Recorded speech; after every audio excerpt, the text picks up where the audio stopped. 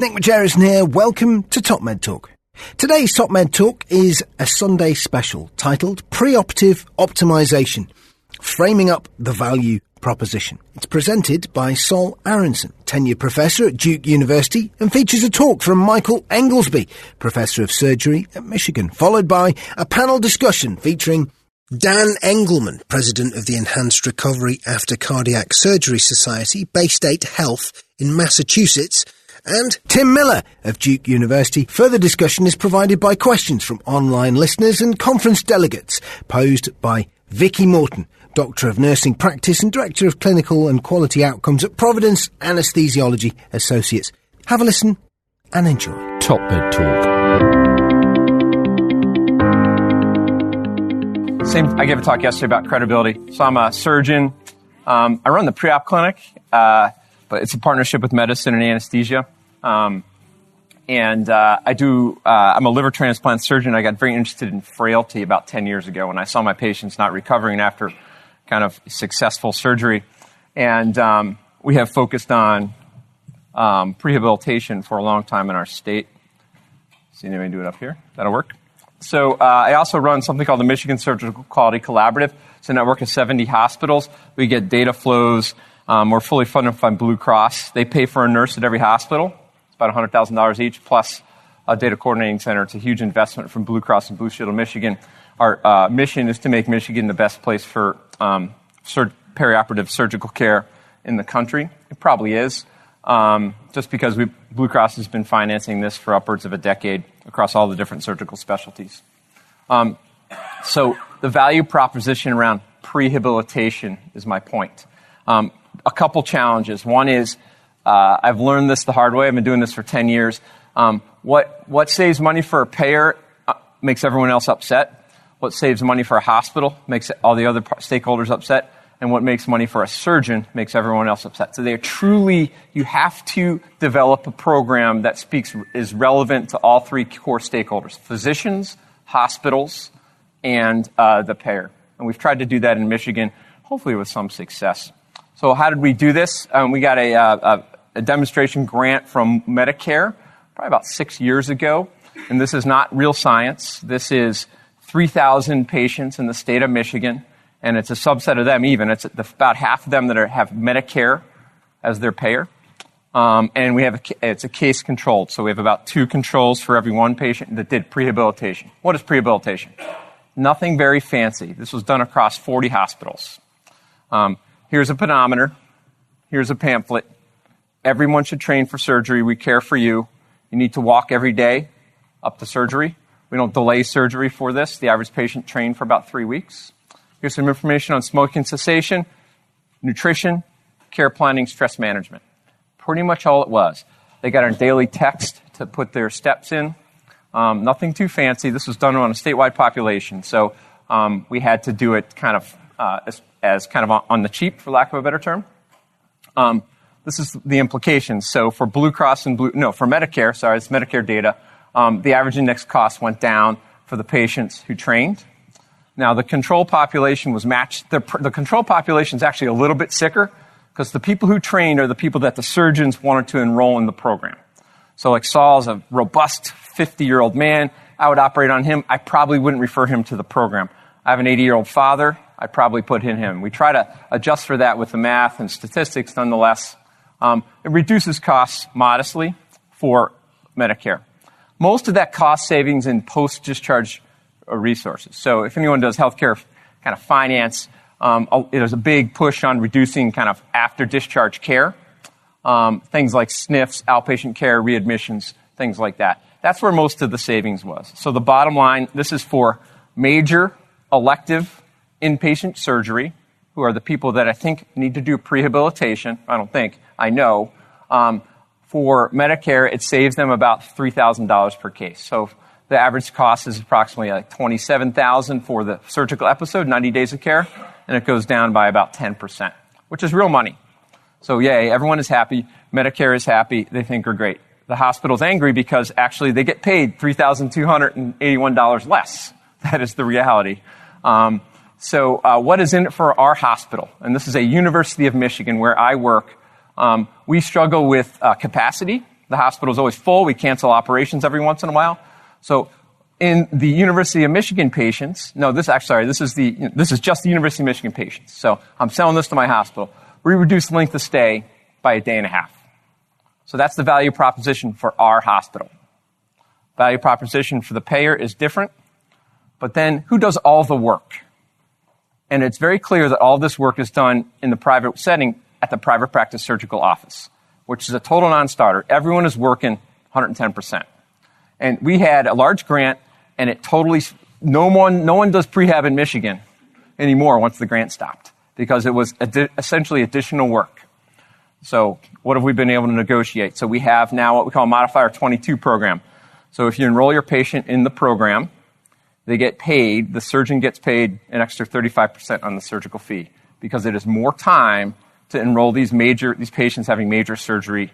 So now the surgeons are happy, the hospitals are hopefully happy, certainly the payers are happy.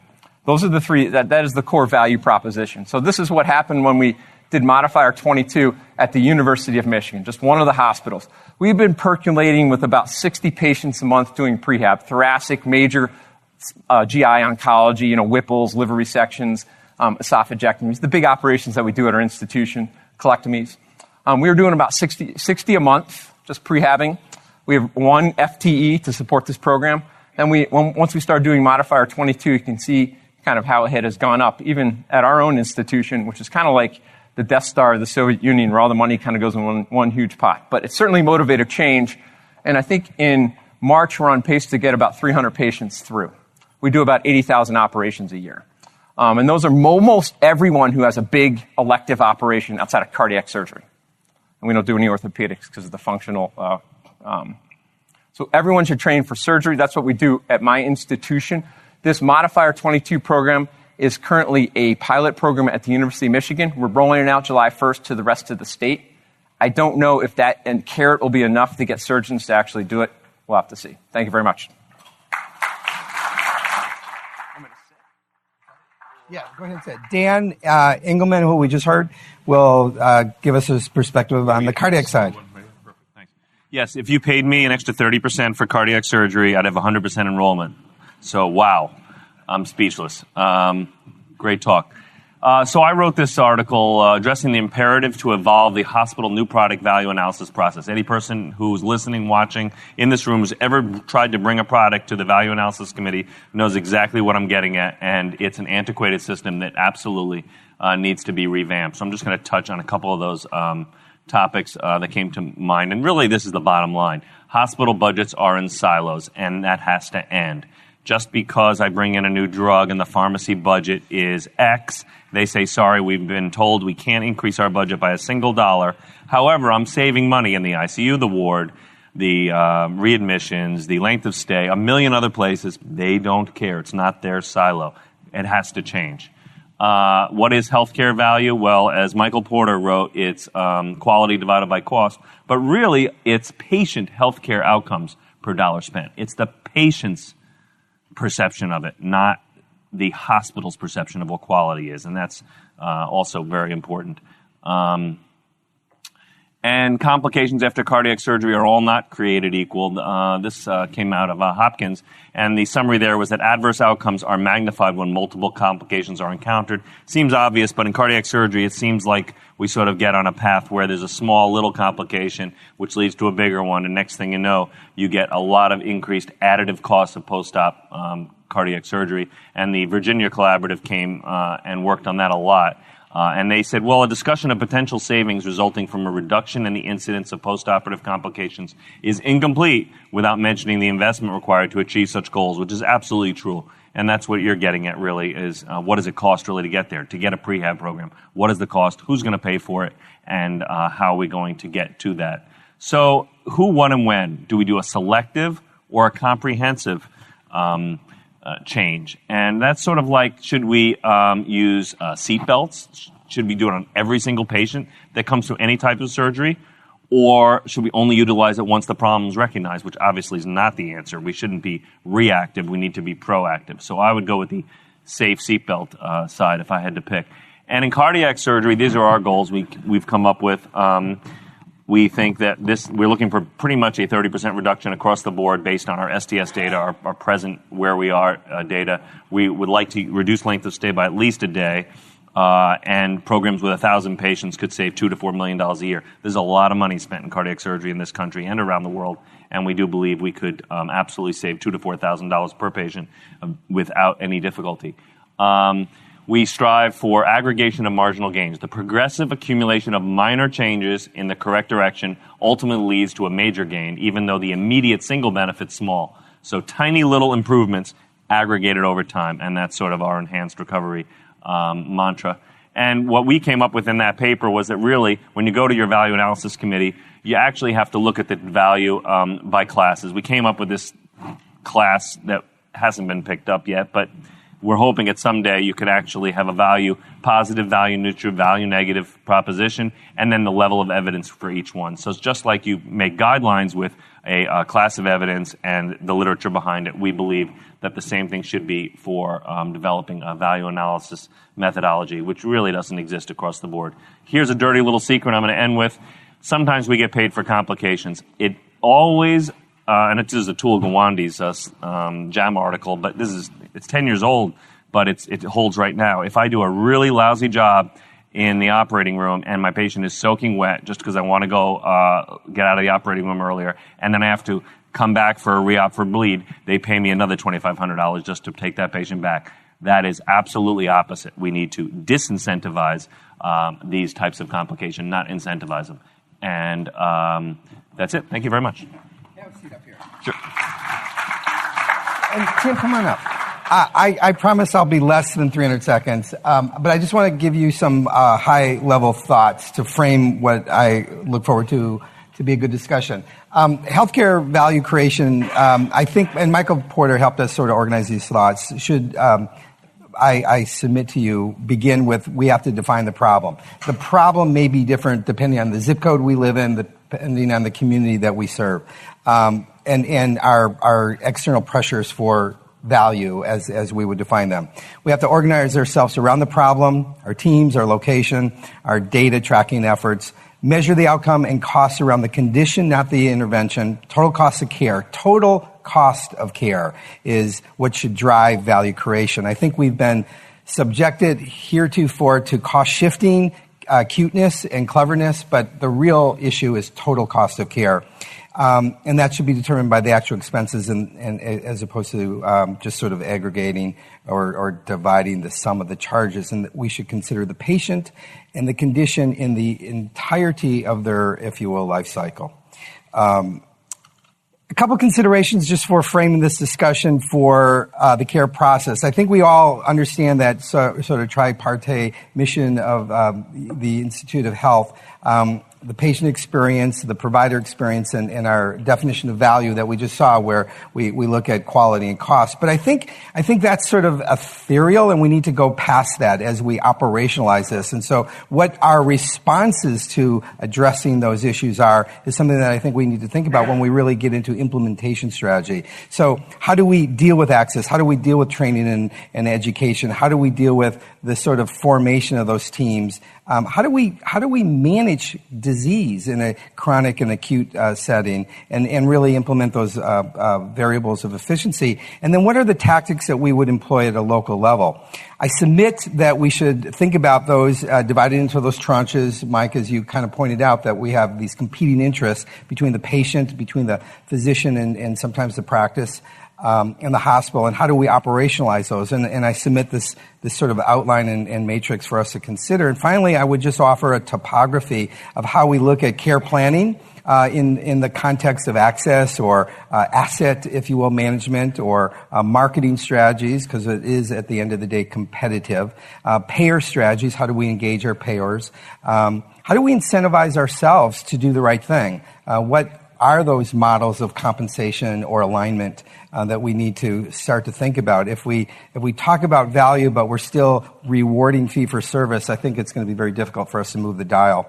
How do we align that to the platform, and how do we enhance utilization are things that I ask us to talk about. And then as we cone that down to a perioperative value creation, if you will, discussion, I'm going to ask us to address these questions. Michael Porter's always claimed and taught us that we need to provide care and staff to the top of our license. From a perioperative standpoint, certainly from an anesthesia standpoint, that begs the question of care models. Eliminating or reducing waste, and I think we've seen a lot about efficiencies in management, pharmacy, cycle times, et cetera.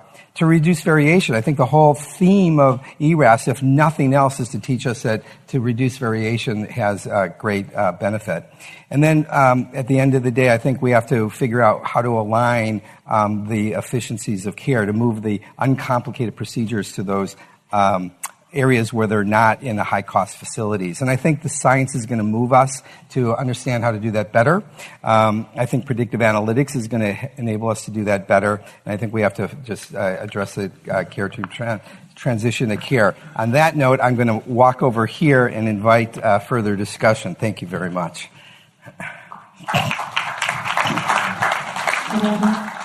So, Mike,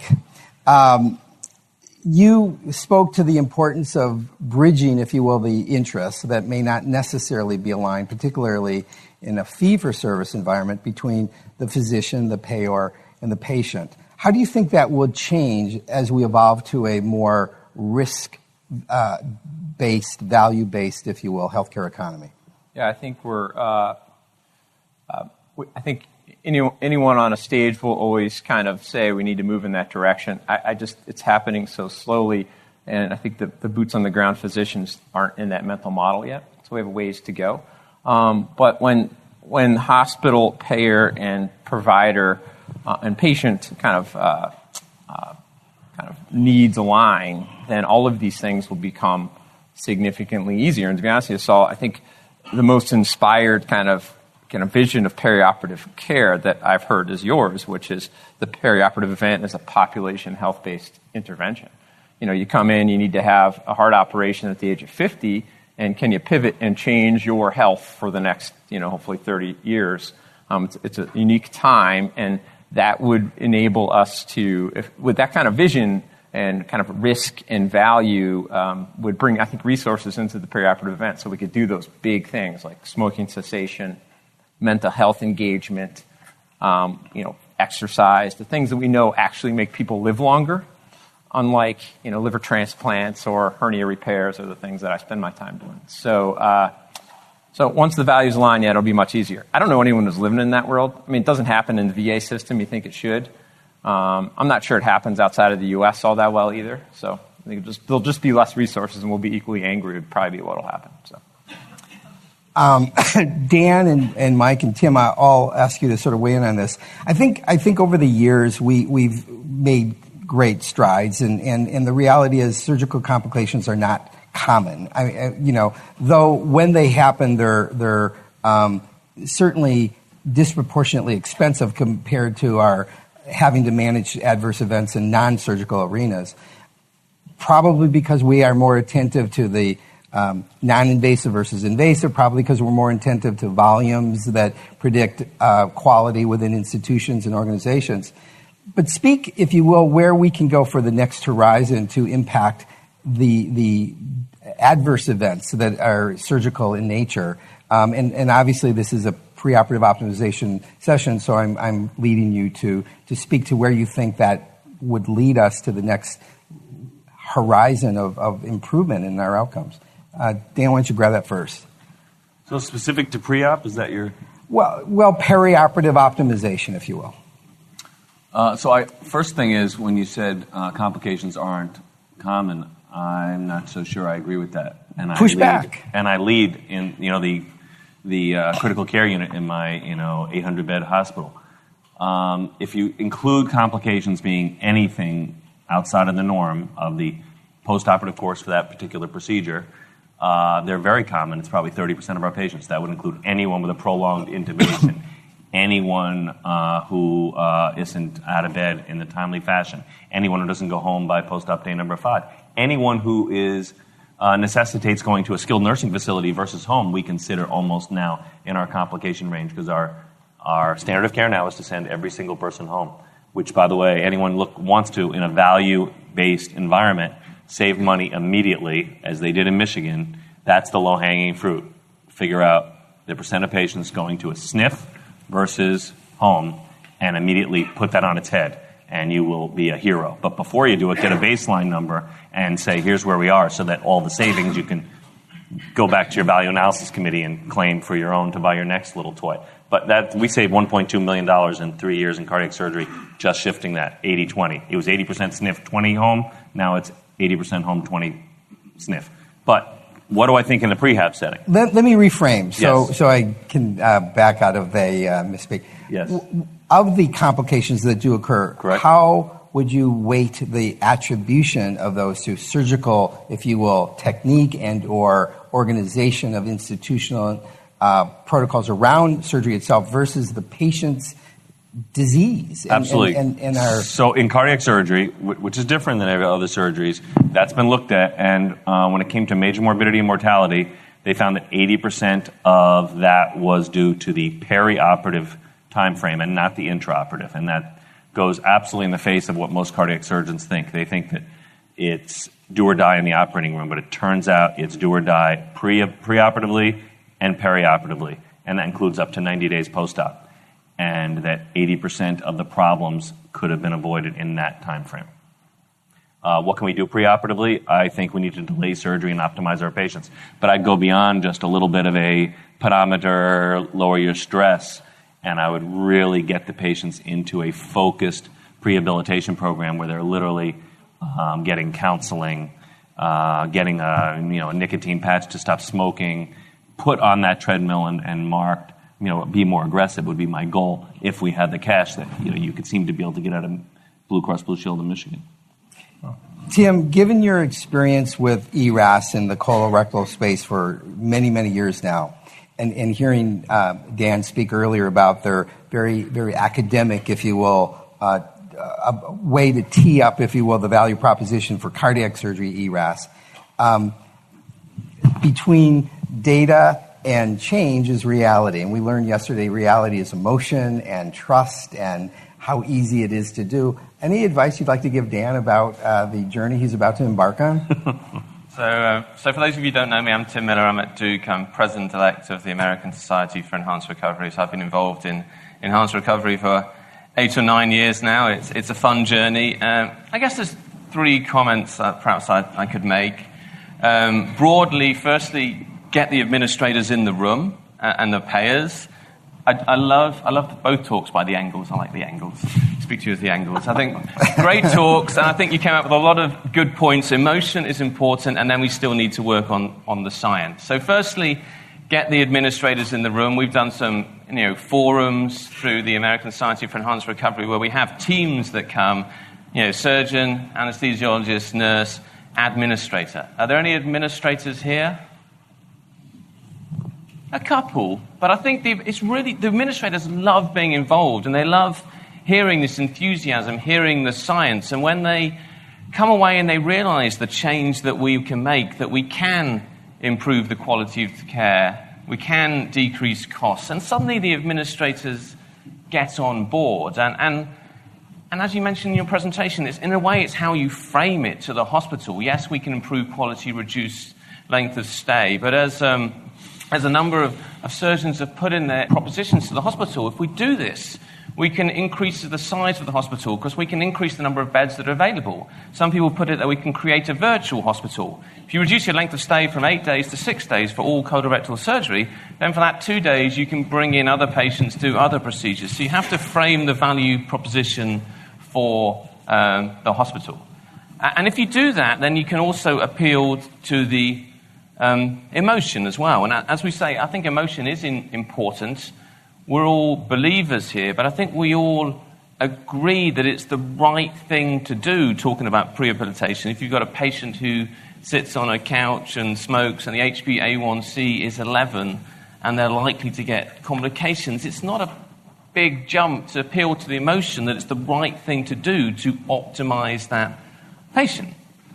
And then, of course, we need to get to the science. And this is where we have a little bit of a breakdown, and I still think this science is evolving.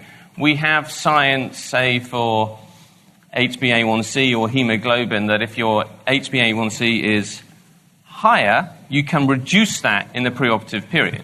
And we have science that shows that hypoglycemia is associated with adverse outcomes. We haven't necessarily got the link in terms of the data showing that doing the preoperative intervention then leads to the improvement in outcomes. We presume it is, but I still think that we need to work on that science a little bit, and that's what great meetings like this will do. So we have a number of queries from Slido, so we're going to let Vicki guide us through those. What do you do with the patients who are non-compliant with the prehab program? Yeah, it's a great question. When the lens of the statewide effort, we didn't do anything, to be honest. It's just the capacity. We didn't have the resources. At our own institution, we've worked really hard to bake this into our very expensive infrastructure, so Epic and all that. And our Epic, first one in the world, can send out text messages to patients and stuff like that. That only took 2 years. So we tap them on the shoulder every day. And if they're not compliant, we reach out to them once or twice. We only have one FTE to kind of do this work for upwards of now 200 plus patients a month. So we don't do very much. I think in the future, and I think there's an appropriateness piece around surgical care, high-risk surgical patients who don't get surgery for discretionary type things. And some surgeons are going there. The plastic surgeons have kind of been there for a while, but things like major hernia and discretionary stuff, I think more and more surgeons are going to be under pressure not to operate on high-risk patients who kind of need surgery. I'm not talking about cancer surgery or cardiac surgery, but in the United States, half the operations happen twice as often as anywhere else in the world. Hysterectomies, lap choles, things like that. I think there'll be more pressure for people who are high risk, as Tim suggested, around even just not engaged. If they're not engaged in their care, then they're probably going to be less likely to get care. Is liver transplant an interesting model for that? I sit on direct our liver transplantation from the anesthesia side, so I sit on the selection committee. And if we have a patient that's a BMI of greater than 40, we say to them, you're not going to be listed until you do this. You're not going to be listed till you stop smoking for 6 months and your nicotine screens are clean. You're not going to be enlisted until this happens with your nutrition. I think it's an easy decision for something like a liver transplant, and they have clear goals. Do you think we could do that for other surgeries, and do you do that in your liver transplant program? Totally, same thing. The fundamental difference is that in liver transplantation, we have 3 times as many people we can operate on as you know what I mean? So it's easy to be kind of critical. Yeah. But in the real world, as a surgeon in a community, people come to your practice and you operate on them because that's how you make a living.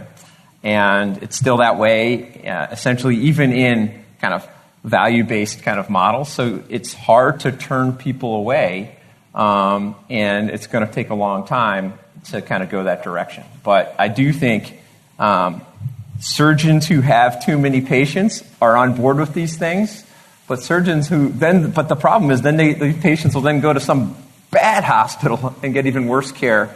So it is, until it's really truly value-based across entire populations, I think we're going to struggle with kind of shifting risk. So we dipped our toe into that pool with the CJR program, and we were about to expand that until we had an administrative sort of change in points of view. Going back to, is value going to be that lever that really drives this to the next tier? Dan, cardiac surgery was in the batter circle for the next, if you will, value-based model. Yeah, so I was one of the original 13 hospitals for 4 years in the original bundle, BPCI, which then became BPCI Advanced. So we backed out when they raised the bar, and we took all the easy money, which actually was sending patients home versus skilled nursing facilities. So we took all the benefits and then got out of that. And then as a system, we went into something called the next generation ACO. That's the ultimate downside, upside risk model for a multi-hospital system to go into. It's very risky and huge potential upside and downside. The swing for our institution is $40 million. up and down on a yearly basis. So it's scary. That's it real motivates value. you to tee the patient up before you take a swing, because if you slice or hook, it's not okay. I think the challenge with that is that when the bottom line is, in America today, even in value-based models, you have to operate on people to make money. And if surgeons are kind of in a value-based model, and if they're kind of taking too much risk, then they may be asked to leave that institution, and they'll just literally frequently stay in the same hospital, change their practice. And so I think it's I'm somewhat cynical that until it's kind of fully, integrated, we're going to make much hay. I do think, though, to answer your first question, which is the key question, where's the movement going to be? I think it's going to be acute care surgery, emergency patients. There's huge variation. Emergency cardiac surgery, that's like a disaster. Emergency general surgery. So I think emergency surgery. I think people are going to have to be optimized. I think surgeons are going to have an increasing pressure not to operate on people. And as I know most of you are anesthesia providers, you know who they are. They walk in, you're like, you got to be kidding me. Surgeon doesn't. Surgeons are going to be under increasing pressure to kind of to do those things. And I mentioned yesterday there's a very large health system, I think the largest in our state, that's starting to hard stop some high-risk surgical care around hemoglobin A1C and obesity and things like that, and smoking. We do that. We hard stop now for hemoglobin A1Cs and glucoses in the pre-op hold, which really makes the OR crazy. But what I wanted to say was you need to move away from an RVU system to pay surgeons. That's what the administrators who aren't in the room need to understand. If you're going to keep paying surgeons on RVUs, they're going to keep operating on the wrong people. If you instead pay them on outcomes, value, being there, being present, showing up at these meetings, writing protocols and standardizing care, everything will change. 100% agree. Agree. And the only group that's more devoted to their RVU system than surgeons is anesthesiologists. So. Though it's not even an RVU system. Go figure. Vicki, what else we got up there? So regarding the navigators, do they need specific certifications or qualifications? Well, I think you want to just sort of look at the problem. You first need to understand what is the problem you're trying to address, and then come up with the solution that makes best sense. And so, to me, for example, we have a preoperative optimization clinic. Mike, you were there a couple weeks ago visiting, and we just recently hired a registered dietitian to be the recipient of those patients who we identify as needing nutritional health support and optimization. Similarly, the way we use nurses and extenders and advanced practice providers and physicians has to be thought about in a way that just makes best sense, so we can continue to get as much juice out of the squeeze. I think value is really about our critically reviewing the way we do things. I always speak about healthcare in general evolving in the States such that in not too distant future, if not today, healthy people are going to go to Walmart and Costco to get their well care, and no longer physicians and hospitals as we traditionally knew it. And that probably makes sense. The free market usually wins, and I think it will drive that sort of framing of the way we do business. Yeah, I think that navigators, ERAS coordinators, hugely important, and I think we've had the best success, and I think a lot of people, if the person has a nursing background. So I think if you have a nursing background, you understand how, particularly if you're going to work on the post-operative wards, you understand how they work, and you can most efficiently work in that environment. So I think that has worked best in terms of people coming into that role. We use certified, health educator, and just to be frank, nurses are expensive. So it's about 2/3 the cost of a nurse, and we've had success. It's all about who you hire. You could hire probably a 20-year-old out of college, and if they're the right person, they could probably do a good job. But we've struggled with hiring nurses because of union concerns and that they're quite expensive. Dr. Engelmann, were all patients scheduled all patients scheduled for cardiac surgery, were they sent to nephrology, pulmonology, and endocrinology? Or was there a selection criteria to minimize the cost? Absolutely. So actually, everybody was sent to none of those. They were instead sent to the same cardiac rehab group that sees the patient post-op set up a prehab clinic, and they were screened there. And nephrology, that's sort of self-evident. If you're in chronic renal insufficiency, you already have a nephrologist, and we optimize you. But they identified hemoglobin A1Cs, low albumins, smoking cessation, frailty, lack of exercise, and anemia. And they had built-in referrals for all those. They would then send them out from there. So, Dan, in that answer, you used the word "they" to define what you just talked about. What is the definition of "they"? So they is a multidisciplinary team that had been set up through a model of care, which has components of cardiac rehab, the nurse coordinator, we use a nurse, all my entire office staff, because they see them, and a surgeon representative, and representatives from the endocrine department who are going to see the endocrine referrals. The hematology department from to deal with these post-op anemia patients. So there's representatives from all of them, but there's a single rehabilitation, cardiac rehab group, which actually is basically physical therapists and nurses. Do they bill? Tim, what do we do? I can answer that question.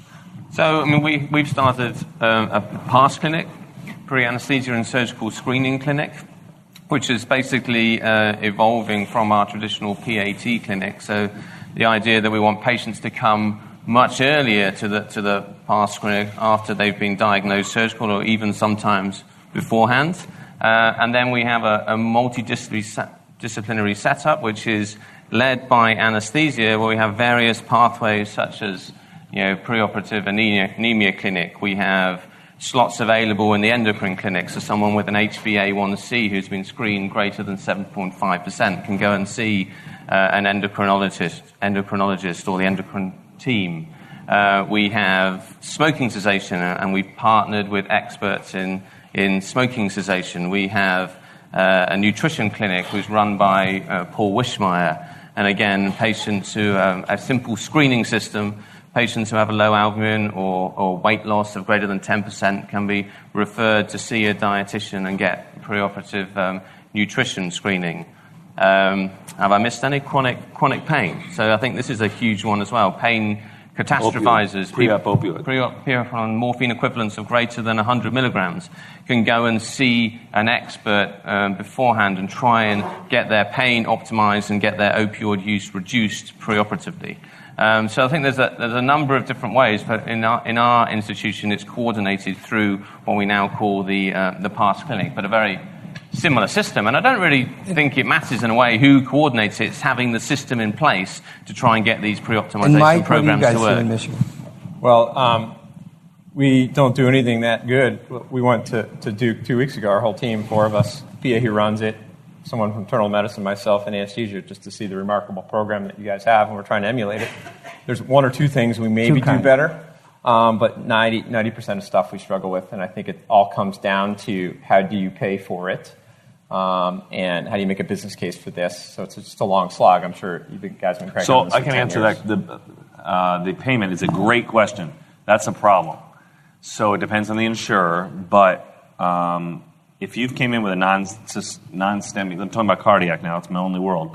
If you came in with a non-ST elevation MI or congestive heart failure, those 2 diagnoses will pay for post-MI, post-CHF rehabilitation. So instead of doing the billing code being pre-op CABG, it's post-MI or post-CHF. So it's the coding that matters in that. But there's still a copay involved, and there is still pushback. I get it. But if you happen to sign up for a prehabilitation clinic, you have a 100% chance of going into the post-op cardiac rehabilitation clinic. So there's a double win there. We actually then can guarantee they'll follow up with it.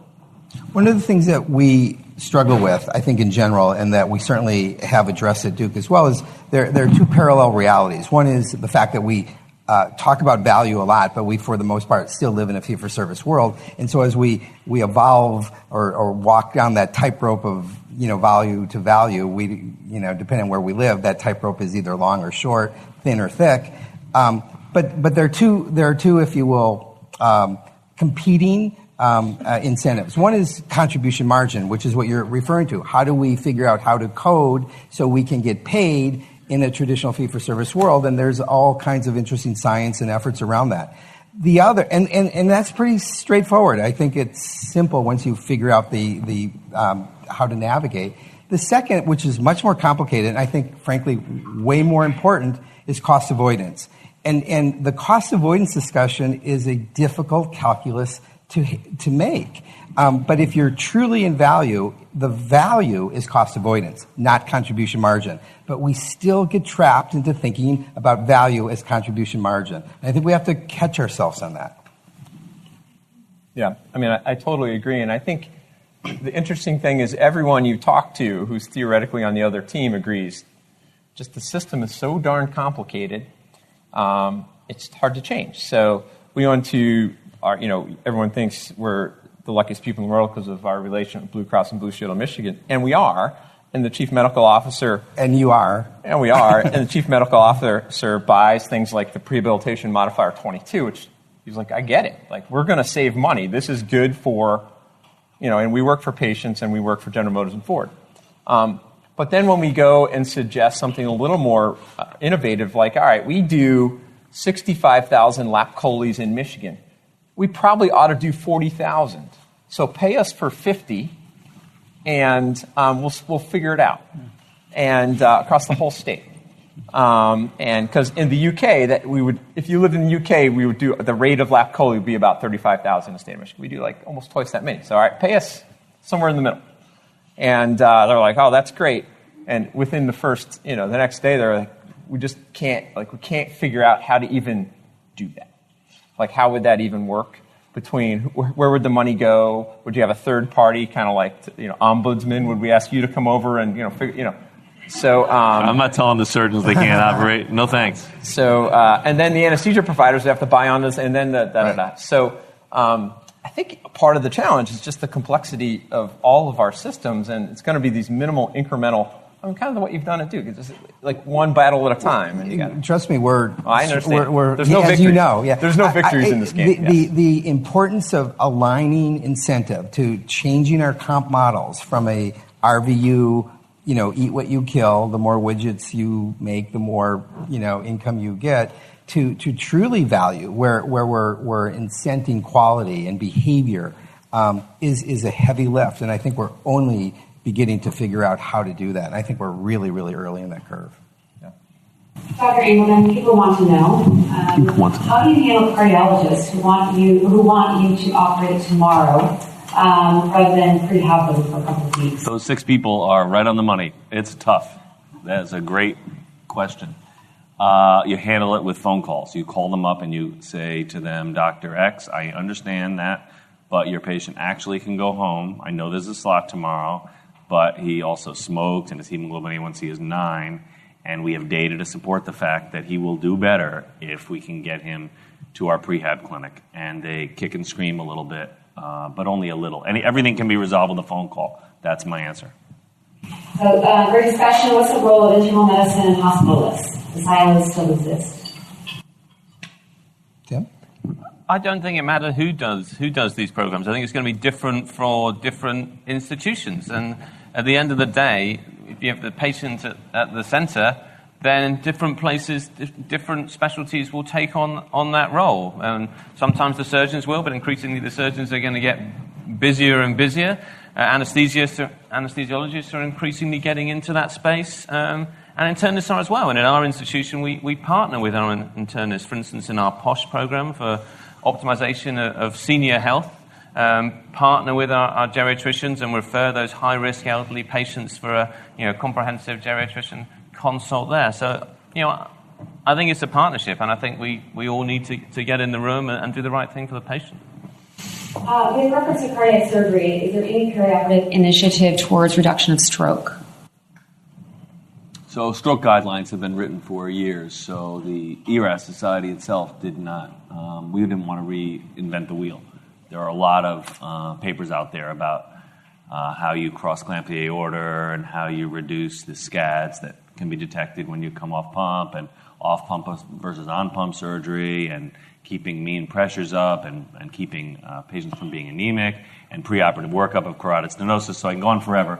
That said, I would not consider that a key component of an ERAS protocol, and yet I would consider it a key component of the major adverse outcomes that need to be tracked after you implement a strategy. I think an effort to stay on time.